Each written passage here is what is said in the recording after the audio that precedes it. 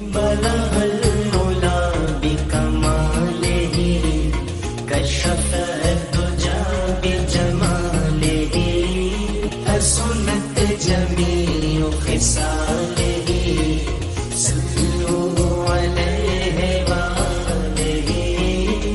بلغ العلا بکمالہ کشف الدجى بجمالہ حسنت جمیع خصالہ نحمده ونصلي ونسلم على رسوله الكريم عليه وعلى آله وأصحابه أجمعين أما بعد فأعوذ بالله من الشيطان الرجيم بسم الله الرحمن الرحيم قال الله تبارك وتعالى في القرآن المجيد إنما يريد الله ليذهب عنكم رجس أهل البيت ويطهركم تطهيرا قال رسول الله صلى الله عليه وسلم الفاطمة بدعة مني من أحبها فقد أحبني من أذاها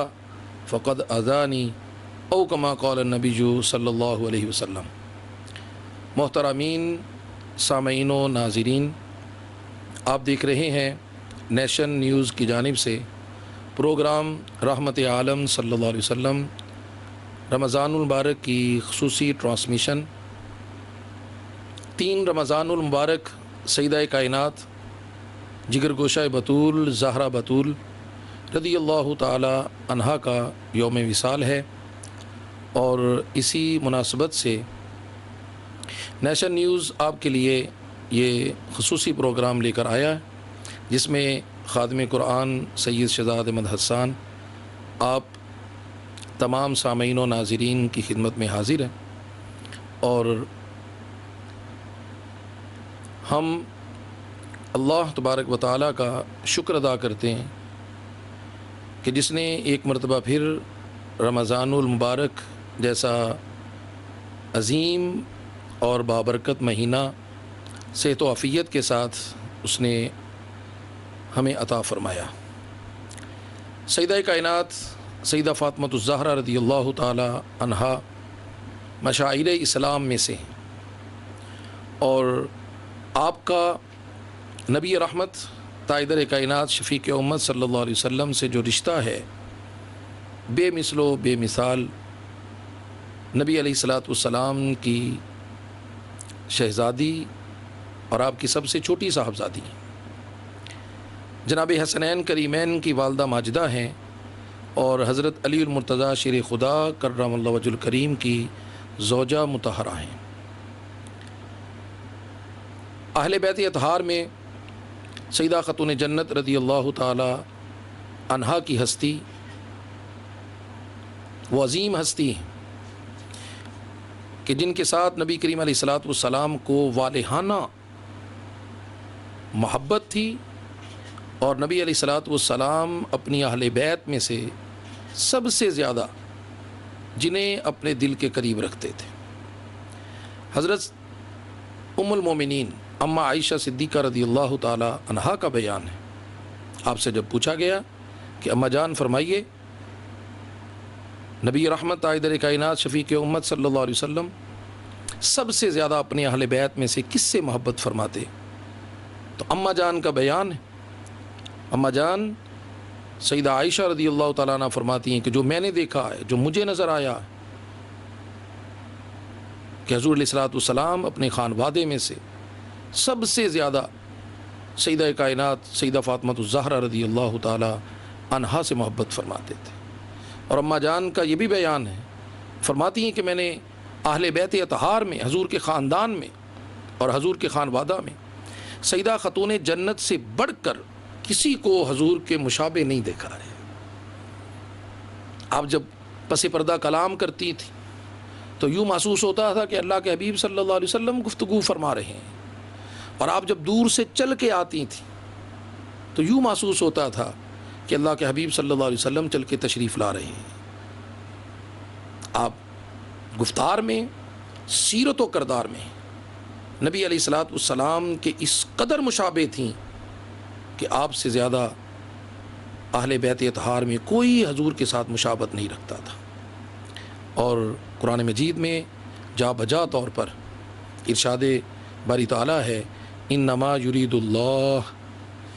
بے شک اللہ اس بات کا ارادہ فرما چکا ہے، لیذھب عنکم الرجس اہل البیت، اہل بیت، اللہ ہر طرح کی پالیتی کو تم سے دور کرنے کا ارادہ کر چکا ہے، ویطہرکم تطہیرا، اور تمہیں کمال طہارت عطا کرنے کا، ایسی طہارت جیسی طہارت کا حق ہے۔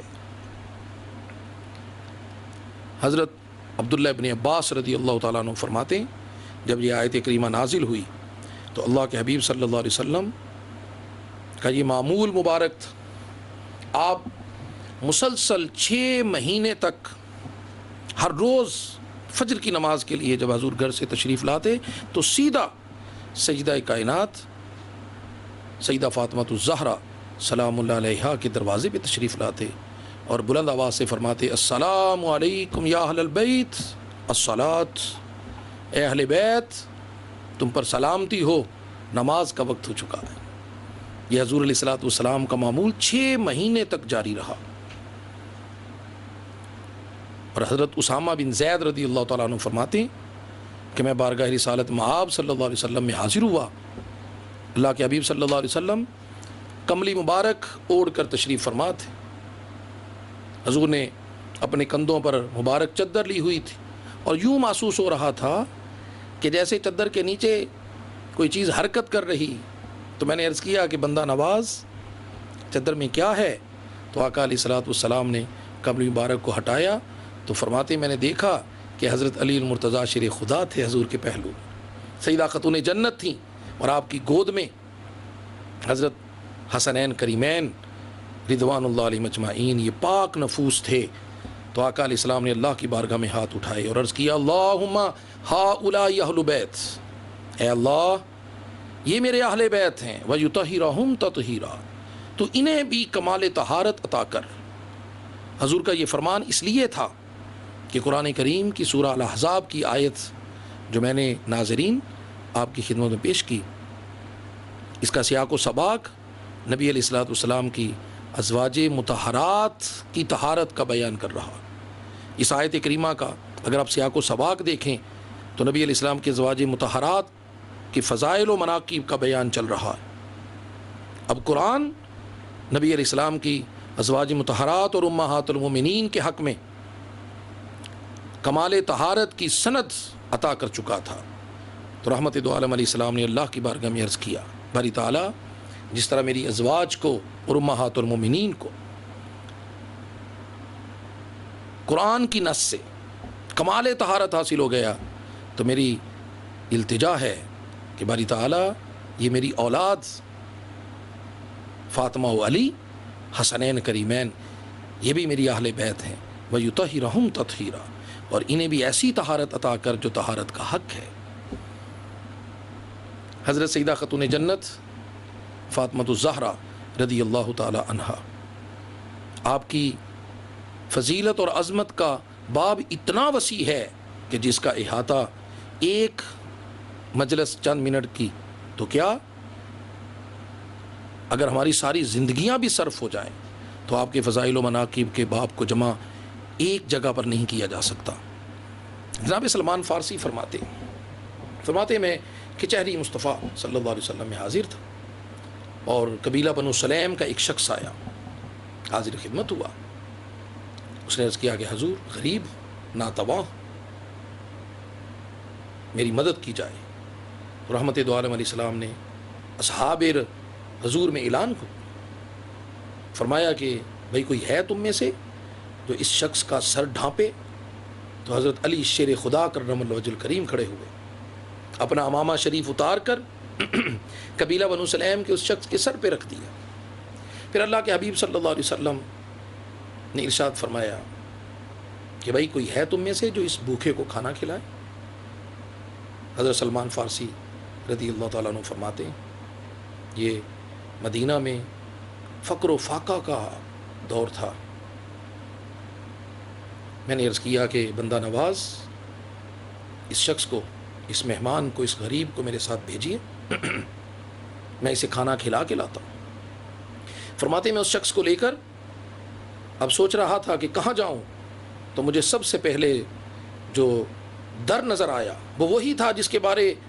سورہ دہر کی